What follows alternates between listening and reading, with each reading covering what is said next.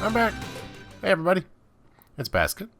It's been about 6 weeks or so. I went on a trip and then a bunch of other life, whatever, blah blah blah. All that stuff happened, and now I'm back. I'm back. In fact, I'm even a Hyperminer now. If you've been watching the Twitters, so that's pretty sweet. So you can expect to see a regular FTB slash SMP video for. Let me actually make it day. Video from me. So that'll be pretty sweet. I wanted to. One part of the delay is actually I've been working on rewriting my turtle code because I wanted to add a job manager. Well, actually, let me show you the base changes I made first.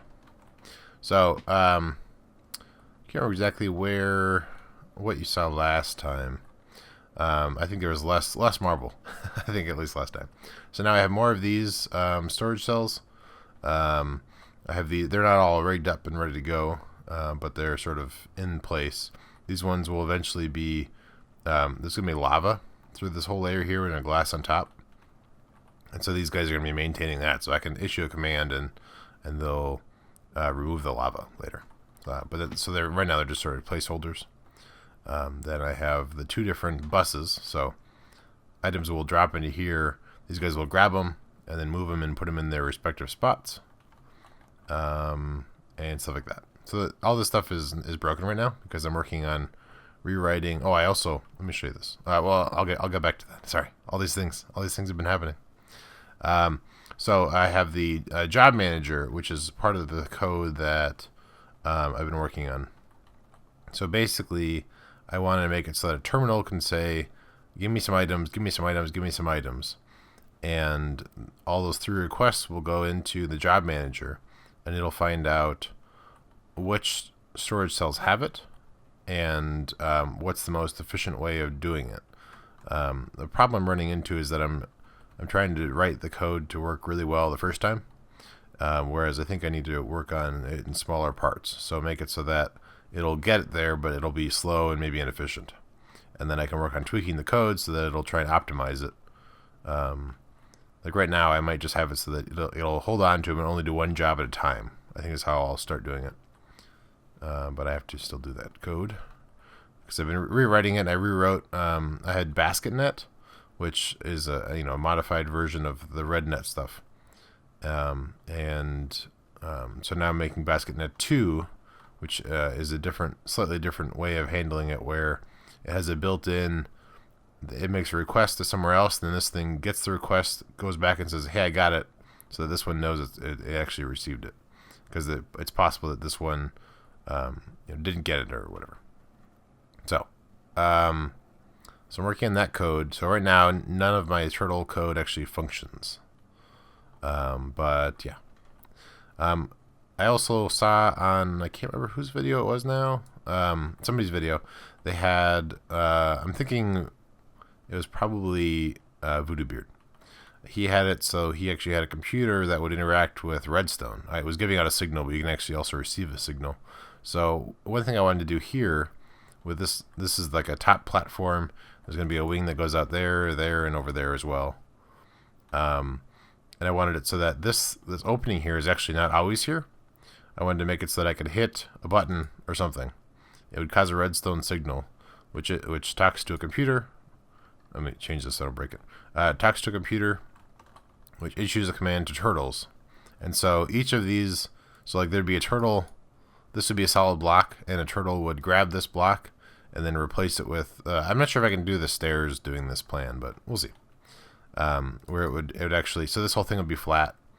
Turtles would be underneath each of these things, and then their job is that they grab the block, maybe swap it out with a different block, and then they go back to their regular spots. So there'd be a bunch of turtles underneath this whole staircase, because it would sort of like, it would go up into the top. That's sort of an extra little useless thing I thought about adding in. For now, I'll just leave it as regular stairs. But I was excited about the redstone idea, because I can do more, I have different options with that. But yeah, so in between the last episode and this one, I also worked on my linking book. Thank you, Soap the Great. I made it so that I have a linking book now, so I can come into the regular. This is the library. I don't know if I actually showed this or not. You can go to one of these ones as spawn. Is it this one? Yes. So in here there's a library and spawn, and you can take this book to get there, and then you can come back. It's all weird looking. Huh.